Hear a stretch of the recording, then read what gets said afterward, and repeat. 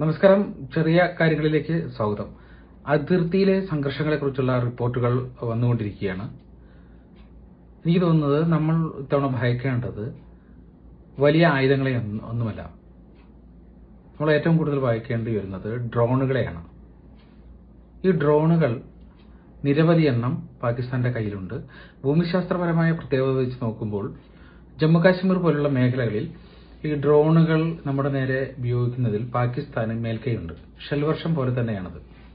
ഉയർന്ന മലനിരകളിൽ നിന്നും ഇവ പ്രയോഗിക്കുമ്പോൾ നമുക്ക് അത് മുൻകൂട്ടി തിരിച്ചറിയുന്നതിനും അത് തടുക്കുന്നതിനുമൊക്കെ പ്രായോഗിക ബുദ്ധിമുട്ടുകളുണ്ട്.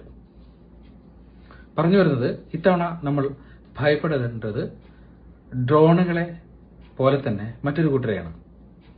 അതായത് ഇന്ത്യ പാക് അതിർത്തിയിലെ സംഘർഷത്തിന്റെ പർവ്വതീകരിച്ച പല വിവരങ്ങളും നമ്മുടെ മാധ്യമങ്ങളിലൂടെ ജനങ്ങൾ തത്സമയം അറിഞ്ഞുകൊണ്ടിരിക്കുകയാണ്. ദേശീയ മാധ്യമങ്ങൾ ഇക്കാര്യത്തിൽ ദേശ സുരക്ഷ, ദേശീയ ബോധം എന്നിവ ഉൾക്കൊണ്ടുകൊണ്ട് മിതത്വം പാലിക്കുമ്പോൾ നമ്മുടെ മാധ്യമങ്ങൾ ഈ ധർമ്മമാണോ നിർവഹിക്കുന്നതെന്ന് സംശയമുണ്ട്.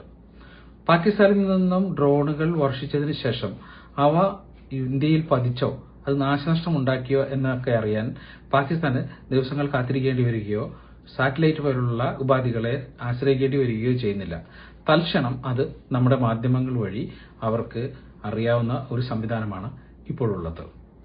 ഇക്കാര്യത്തിൽ നിയന്ത്രണങ്ങൾ നടപ്പാക്കിയില്ലെങ്കിൽ ഒരുപക്ഷെ ഇക്കാര്യം കൊണ്ട് തന്നെ നമുക്ക് വലിയ നഷ്ടം ഉണ്ടാകുന്ന ഒരവസ്ഥ വന്നേക്കാം.